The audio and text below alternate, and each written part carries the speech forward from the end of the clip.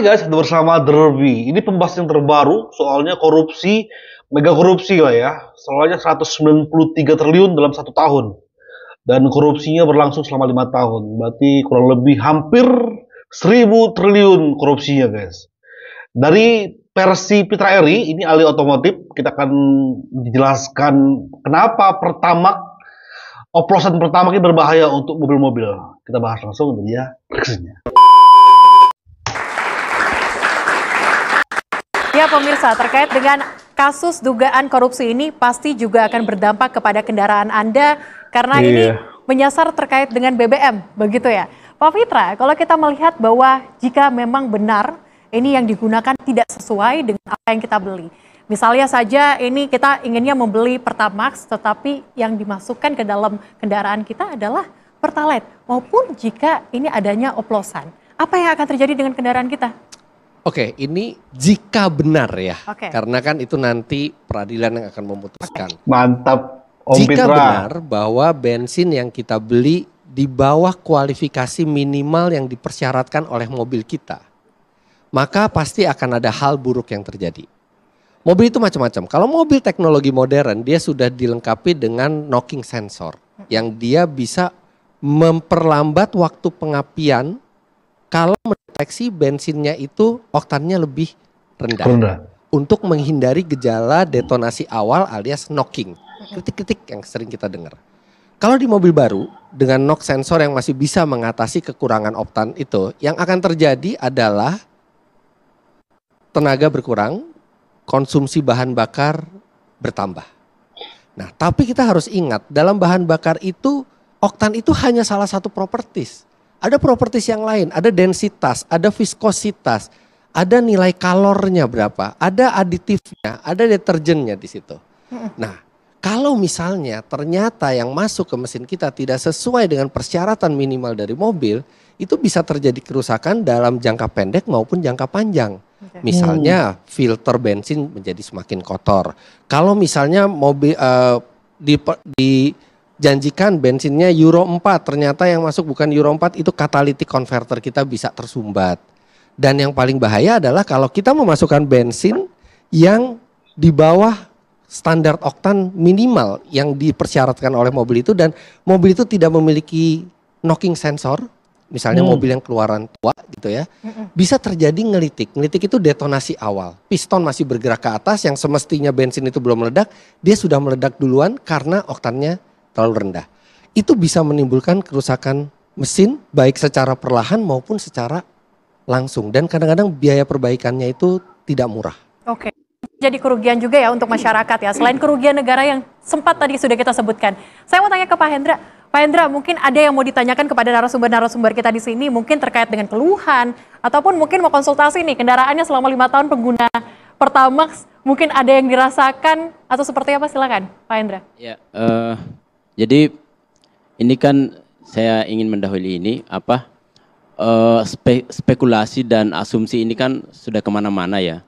Di Twitter itu sudah 200 ribuan itu yang nge-tweet tentang ini, dan mengkritik pemerintah. Artinya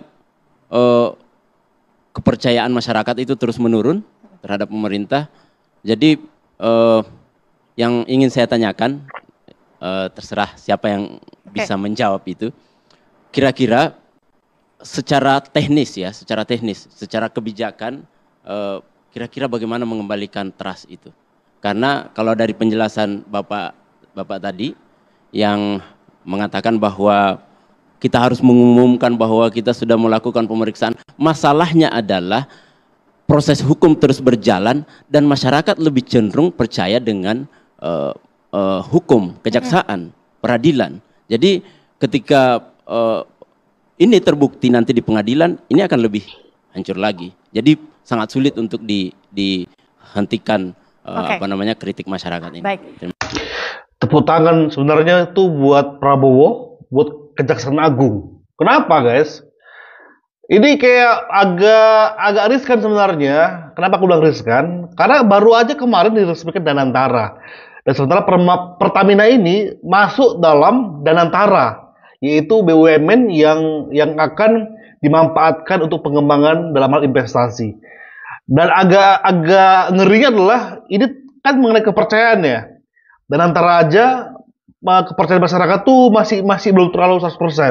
Apalagi dengan kasus ini, pasti akan semakin mengurangi kepercayaan kepada Danantara. Tapi ini pasti diambil langkah ini sudah sepengetahuan Prabowo, sudah sepengetahuan apalagi Jaksa Agung yang sebagai orang yang menyelidiki ini. Makanya sebenarnya ini adalah langkah luar biasa banget. Sambil Danantara dilakukan, ini adalah langkah Prabowo ya.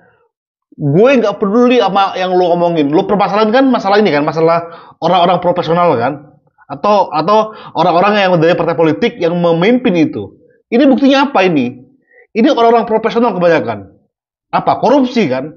Belum lagi kita bicara yang kemarin Harvey Mois. Itu profesional banget. Makanya Prabowo ingin ngasih tahu kepada kita semua, nggak peduli lo profesional atau lo politikus, kalau memang ya tikus aja. Makanya luar biasa sebenarnya. Aku sebenarnya jarang meng-up ini di channel ini, biasanya di channel satu lagi, tapi ini aku akan up sebagai langkah mendukung Prabowo untuk memberantas korupsi, guys. Ya guys ya. Pak Eri mungkin bisa dijawab, Pak. Kalau kita misalnya lihat seperti yang tadi pertanyaannya, mungkin lebih singkat saja dari pandangan Bapak seperti apa, Pak? Benar, jadi memang harus segera ada action.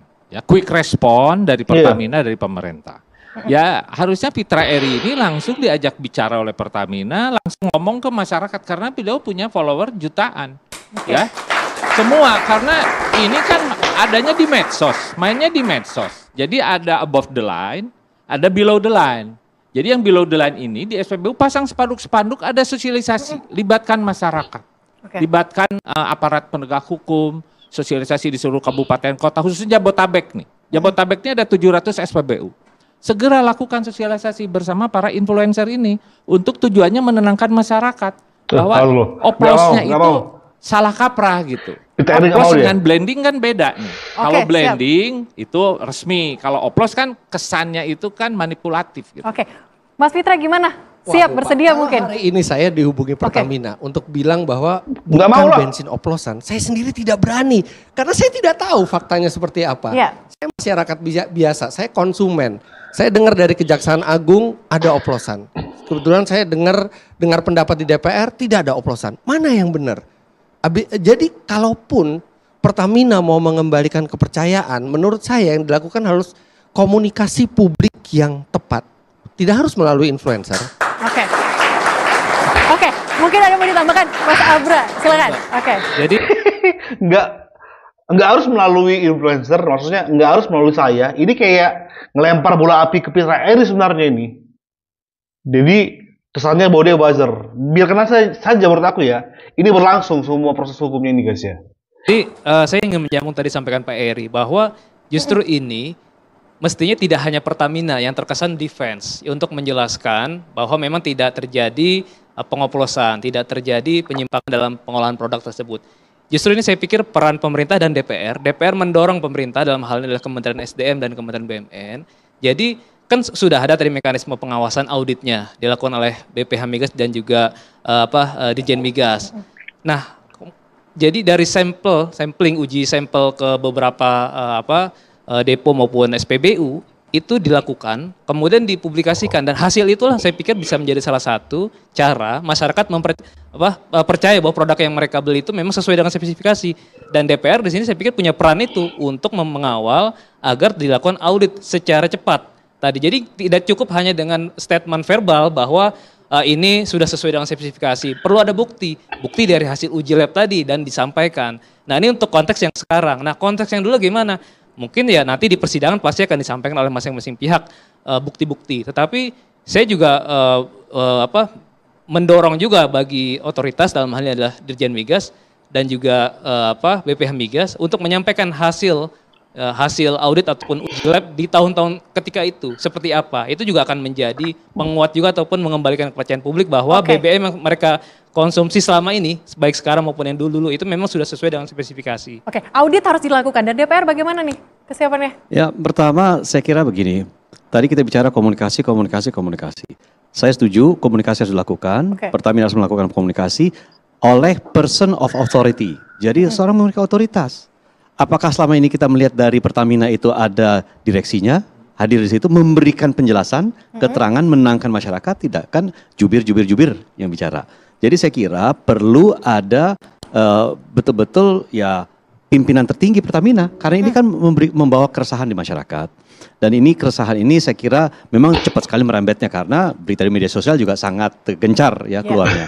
Jadi saya kira perlu ada upaya dari direksi untuk bisa memberikan ketenangan kepada masyarakat, meyakinkan masyarakat bahwa itu tidak terjadi. Kedua, memang kita sudah meminta agar ada upaya pembuktian yang nyata oleh pihak Pertamina yang kemudian bisa ditunjukkan kepada publik secara transparan bahwa ini loh tidak ada pengoplosan, mesin ibu bapak selama ini aman dan seterusnya. Pertamina akan tetap menjaga agar tidak terulang lagi dan akan memberikan misalkan jaminan penggantian jika memang ada permasalahan ibu bapak terkait masalah bensin BBM yang kemudian dibeli tidak sesuai dengan spesifikasinya. Saya kira hal-hal itu perlu dilakukan. Ya, juga perlu dibuat misalkan saja seperti ini pertemuan terbuka antara misalkan direksi Pertamina dengan publik secara umum. Ya, saya kira itu bukan hal yang sesuatu yang sulit dilakukan, tetapi inilah yang kemudian membuka pembicaraan diskursus yang sehat antara direksi dengan publik supaya tidak terkesan bahwa ada yang perlu dihindari atau ditutup-tutupi. Oke. Kami juga dari tim IBEX. Tapi sebelum ke lebih dalam lagi guys ya, ini mengenai trust ini agak susah sebenarnya. Sampai sekarang aja orang udah mulai beralih dari Pertamina ke Shell. Makanya teman-teman kalau lihat tuh pengisian bensin di Shell itu ramai banget sekarang ini. Logikanya kalau korupsi aja dilakukan, apalagi menipu masyarakat dengan cara oplosan, sesimpel itu kan. Ya kan, korupsi dilakukan, apalagi oplosan. Makanya ini agak rumit ini, makanya harus transparansi dari pihak penyelidikan, memanggil semua sampai menterinya harus dipanggil, Pak Erick Thohir. PL sudah mencoba untuk menghubungi. Apakah kamu masih ingat dengan PC MMORPG legendaris Ragnarok Online? Pertamina, kemudian juga Kementerian BUMN pun juga dengan kejaksaan terkait dengan kasus ini, namun tidak bersedia untuk hadir nih. Jadi kita juga hanya dari beberapa sisi saja, tapi saya mau kembali ke Mas Fitra. Mas Fitra, tahun 2024 kasus terkait dengan Pertamax ini beredar banyak sekali viral di media sosial bahwa filternya lah, pompanya lah rusak karena Pertamax. Apakah itu benar dan juga apakah ini juga masih dirasakan sampai saat ini? Iya, ini fenomena yang menarik gitu ya. Saya memantau sosial media yang berkaitan dengan otomotif. Saya dengar ada pakai Pertamax, tiba-tiba mobilnya mogok, filter bensinnya macet. Walaupun kemudian dibantah bahwa itu juga kemungkinan ada faktor dari tangki bensin yang sudah berkarat, karatnya menumpuk dan masuk ke filter. Tapi yang saya lihat beberapa bulan ini, bahkan mungkin hampir setahun, itu banyak keluhan masyarakat mengenai kualitas dari Pertamax. Entah itu terkait hal ini atau tidak. Karena mereka membandingkan ketika mereka memakai BBM dengan oktan yang sama dari swasta, kok mereka merasa lebih hemat dan lebih kencang atau lebih bertenaga. Dan itu bukan hanya 1-2 orang, tiba-tiba itu ada banyak sekali. Dan didukung oleh yang lain. Iya benar, bahkan sampai ojek online semua bilang seperti itu.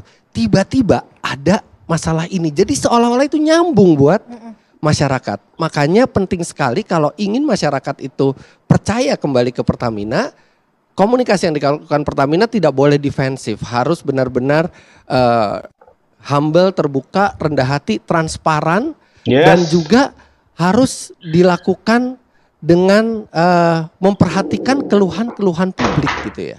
Jadi tidak mudah memang mengembalikan kepercayaan. Kepercayaan itu butuh waktu. Bisa hancur dalam sekejap, membangunnya lagi memang butuh waktu. Tapi benar, ini adalah momen bagi pemerintah dan juga Pertamina untuk berbenah. Mungkin kalau Pertamina lebih bersih, dia lebih efisien, dia akan bisa memberikan pelayanan yang lebih baik kepada masyarakat dengan harga mungkin yang lebih terjangkau. Oke. Berarti saya korban juga ternyata guys ya. Saya sebenarnya bukan pengguna Pertamax, tapi karena banyak yang bilang pakai Pertamax saja lebih irit, lebih bertenaga. Makanya saya pernah coba isi full, ya kok sama aja pikirku. Penggunaannya, konsumsinya, ya sama aja. Makanya sampai habis itu saya nggak pernah lagi pakai Pertamax. Selain harga lebih mahal, Ya juga kalau nggak ngefek ya sama aja kan. Dan ini terjawab sebenarnya ini. Ya, makanya aku suka banget kata Fitra Eri. Sekarang lah momennya dari Pertamina, jangan nggak boleh defensif.